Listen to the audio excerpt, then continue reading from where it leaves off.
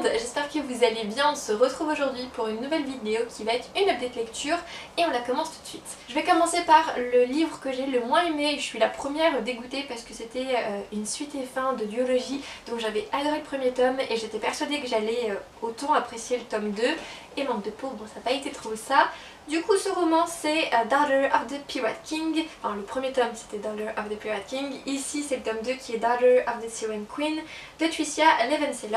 Alors, dans cette histoire, on va suivre le personnage d'Alusa qui est la fille d'un roi pirate et son père s'est mis en tête de récupérer un trésor qui est caché sur l'île des sirènes et il se dit qu'il est mieux que sa propre fille qu'il a personnellement entraînée pour mener à bien cette mission parce que il s'agit pas juste en fait de mettre la main sur un trésor, c'est beaucoup plus compliqué que ça. On va en fait découvrir que la carte qui mène justement à ce fameux trésor a été découpée en 3 parties et répartie dans les 3 grandes lignées de familles pirates. Donc le père d'Alusa en possède une, mais il lui manque 2 bouts de cette carte et c'est en ça que consiste la mission d'Alusa, récupérer donc les 2 bouts qui lui manquent et on va donc suivre toute son histoire. J'avais adoré, j'ai adoré le premier tome. Si vous avez envie d'ailleurs de le lire en anglais, n'hésitez pas, le niveau est vraiment très accessible et donc forcément comme j'avais adoré, j'ai adoré le premier tome, je m'étais dit la suite sera tout aussi bien.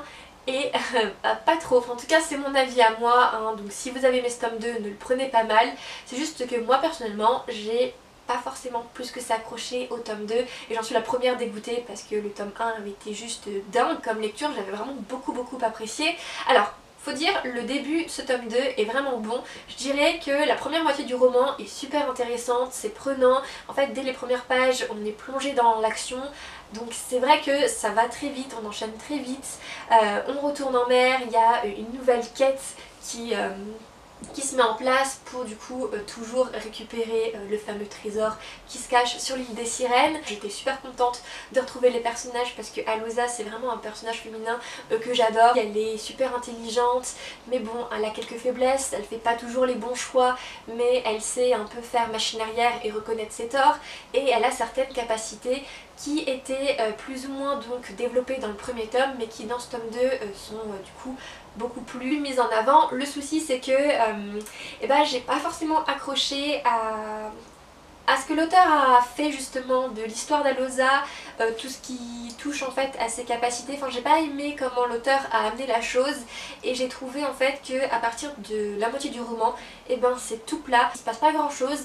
J'ai pas trouvé l'intrigue très prenante, la fin non plus m'a pas forcément plus que ça plu. Enfin je veux dire c'était une fin à laquelle je m'attendais et en soi c'est pas forcément dérangeant que la fin soit prévisible mais comme du coup j'avais un peu décroché, comme il se passait pas grand chose, j'avouerai que la fin m'a un peu déçue, mais en soi ça reste quand même un bon roman sur les pirates. C'est quand même une duologie que je vous conseille parce que mine de rien on s'ennuie pas, il y a quand même de l'action, les personnages sont vraiment bien construits. J'ai aussi bien aimé la petite romance qu'il y a. Alors c'est vrai que je l'ai préféré dans le premier tome que dans ce tome-ci parce que j'ai pas forcément toujours aimé le comportement d'Alusa. Des fois je la trouve un peu violente et pas toujours très juste avec le personnage avec qui du coup elle a cette petite romance, alors que lui il est super compréhensif et même si des fois il la boude un petit peu entre guillemets, c'est logique parce qu'il a des raisons et du coup Alusa elle prend la mouche et puis ensuite elle veut lui en faire voir de toutes les couleurs. C'est vrai qu'au niveau de la romance c'est dommage qu'il y ait eu ces 2-3 petits trucs qui m'ont du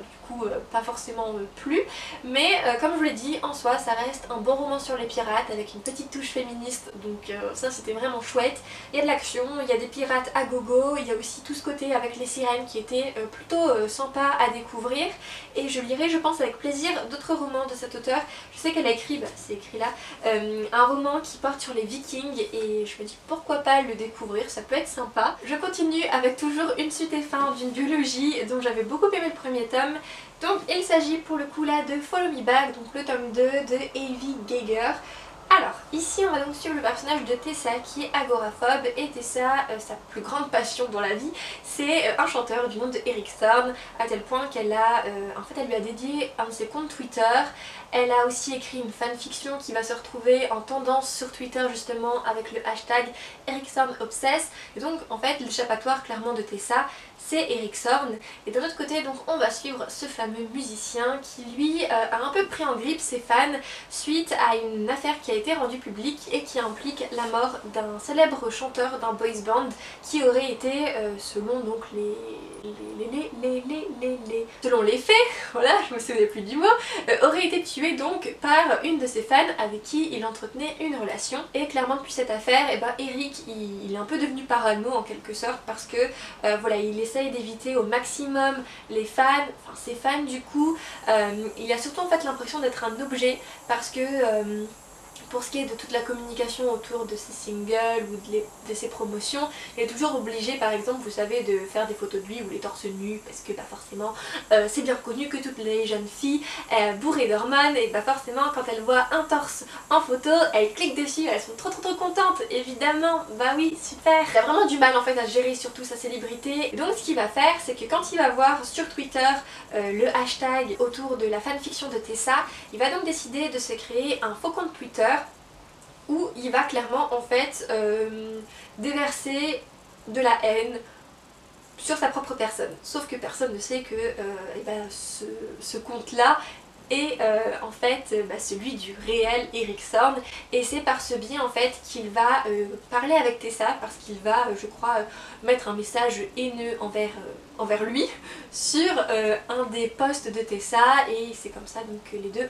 vont se parler. Évidemment à aucun moment Tessa ne va se rendre compte qu'elle est bel et bien en train de parler avec son idole, et on va donc suivre toute cette histoire parce que et ben mine de rien il y a l'enquête sur la mort donc du chanteur du boys band. On va découvrir un peu le pourquoi du comment Tessa du coup maintenant est devenue agoraphobe, et aussi la vie de star d'Eric Zorn parce que mine de rien il va se passer plein de choses.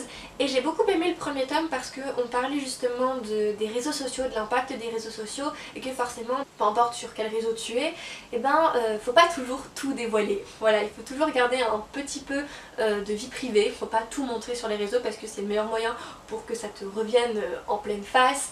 Et aussi la question de se dire, il peut s'en cacher des choses derrière un profil et que tu connais jamais réellement une personne sur les réseaux sociaux, sauf si peut-être à la rigueur tu l'as vu en vrai, mais du coup c'est vrai que sur les réseaux sociaux tout le monde peut se faire passer pour ce qu'il n'est pas, et qu'il faut faire assez attention. Donc j'ai bien aimé le côté là un peu de ce roman, de la mise en garde des réseaux sociaux, qu'il faut pas trop en dire parce que sinon voilà, tu te fais bouffer, ou alors tu peux avoir surtout de mauvaises surprises, et puis le harcèlement aussi, voilà, on parle aussi pas mal de harcèlement parce que mine de rien les réseaux sociaux c'est pas toujours très safe comme endroit, j'ai envie de dire.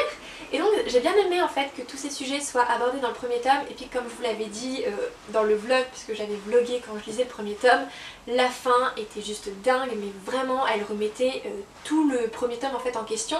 Donc forcément avec une fin pareille j'avais tellement hâte de lire la suite, et j'ai dans l'ensemble aussi beaucoup aimé ce tome 2. Alors je suis loin de l'avoir autant aimé que le premier tome, j'avouerai que j'ai eu un peu de mal avec le début. Il y a je trouve aussi plein de choses que l'auteur n'a pas vraiment abordé et qui moi m'ont un peu gênée, et j'ai pas aussi non plus aimé des fois la tournure que prenait l'histoire, mais pour autant ça reste quand même une bonne suite et une bonne fin en soi de cette biologie. J'ai beaucoup aimé tout ce qui s'y passe, c'est vraiment je trouve un tome 2 surprenant parce que vous n'êtes pas prêt. Si vous avez lu le premier tome et que vous n'avez pas lu le tome 2, clairement vous n'êtes pas prêt à cette suite. Franchement tout ce qu'on apprend dans ce tome 2, mais ça remet en fait tout le premier tome en question. Déjà à la fin tu te disais mais attends, ça peut pas s'être passé comme ça, et alors là dans le tome 2 on a de ces révélations, et moi j'étais en mode ah ouais, enfin le truc je l'avais même pas vu venir. Donc vraiment chapeau bas pour l'auteur d'avoir fait ce retournement de situation, parce que ça c'était vraiment cool. Si vous ne l'avez pas lu, je vous conseille vraiment Follow Me Back parce que c'était une lecture vraiment sans prise de tête et qui se lit tout seul. Et pour terminer je vous parle du tome 3 de la saga Succubus, qui est Succubus Dreams de Richard Mead. Alors l'histoire des succubus c'est celle de Georgina qui est donc un succube. Les succubes ce sont des démons qui pour survivre doivent avoir des relations sexuelles assez régulièrement parce que c'est de là qu'elles tirent leur énergie, et c'est ça qui leur permet en fait de rester en vie. Et à côté de tout ça, donc Georgina elle est libraire, et on va donc suivre son quotidien en tant que libraire, mais aussi son quotidien en tant que succube, puisqu'elle appartient à un petit groupe de démons qui en fait donc se partagent la ville de Seattle, donc c'est là où l'histoire prend place, et en fait ils veillent à ce que qu'il n'y ait pas trop en fait de démons qui viennent causer des problèmes aux humains et qui puisse en fait révéler l'existence de créatures démoniaques justement aux humains. Et on suit à chaque fois son histoire, puisque à chaque tome il va se passer quelque chose. Et dans ce tome 3, l'intrigue principale c'est qu'on va découvrir qu'il y a une entité démoniaque qui aspire l'énergie de Georgina pendant qu'elle dort, en la faisant faire des rêves qui montrent un futur envisageable, mais pas si envisageable que ça au moment du tome 3 pour Georgina. Et on va donc suivre du coup l'enquête qu'elle va mener, les personnes qu'elle va rencontrer pour l'aider au mieux à savoir pourquoi elle perd en fait tout le temps son énergie. Et il y a plein d'autres choses, notamment aussi le démon à qui elle a vendu son âme il y a des millions, enfin pas des millions d'années mais des centaines d'années auparavant, qui refait surface et qui n'a pas des bonnes intentions vis-à-vis de Georgina. Et on va aussi suivre son histoire d'amour avec un personnage que j'aime beaucoup, même si avant de commencer en fait ce tome 3 je m'étais spoilé la fin. Voilà, donc je savais déjà comment ce tome-ci se finissait. Et j'étais préparée, mais c'est une chose en fait de savoir et une autre de le lire, parce que clairement j'étais là, aïe, j'ai mal au cœur, parce que c'était, voilà, c'est... Bref, je vais pas vous le dire parce que je vais éviter tout spoil. J'ai adoré ce tome 3, j'ai beaucoup aimé toute la quête qu'il y a donc autour de cette entité démoniaque. J'aime toujours autant en découvrir plus sur le passé en fait de Georgina quand elle était humaine, et savoir pourquoi elle a vendu son âme à Niphon. Je crois que c'est ça le nom du démon à qui elle a vendu son âme. Je crois que c'est Niphon, c'est pas Typhon mais c'est Niphon, c'est un truc comme ça. J'aime beaucoup Georgina, c'est vraiment un personnage qui est hyper attachant. J'aime aussi beaucoup la plume de l'auteur, l'univers qu'elle a su créer autour des succubes. J'aime aussi beaucoup en fait les autres personnages démoniaques qui sont du coup amis avec Georgina. Mais il y a un personnage par contre qui m'intrigue énormément, c'est celui de Carter. J'espère que dans la suite il va avoir un plus grand rôle parce qu'il est hyper mystérieux. Et voilà, j'aimerais bien en découvrir plus sur ce personnage, et j'espère que l'auteur va développer un peu son personnage dans la suite des tomes. Je croise les doigts puisque mine de rien je suis quand même à la moitié de cette saga. Donc voilà, j'ai vraiment hâte de lire la suite, et comme c'est un tome 3 je vais pas trop vous en dire pour éviter tout spoil, mais je vous conseille vraiment cette saga de Beat-Lit parce qu'elle est quand même vraiment super sympa à découvrir. Et bien voilà, du coup concernant cette vidéo update lecture, j'espère qu'elle vous aura plu. N'hésitez pas en commentaire à me dire quels sont les livres que vous avez récemment lus, ou si vous avez lu l'un des livres que je vous ai présentés, n'hésitez pas à me partager vos avis. Et sur ce, écoutez, je vous souhaite de très belles lectures et on se dit à la semaine prochaine. Bye.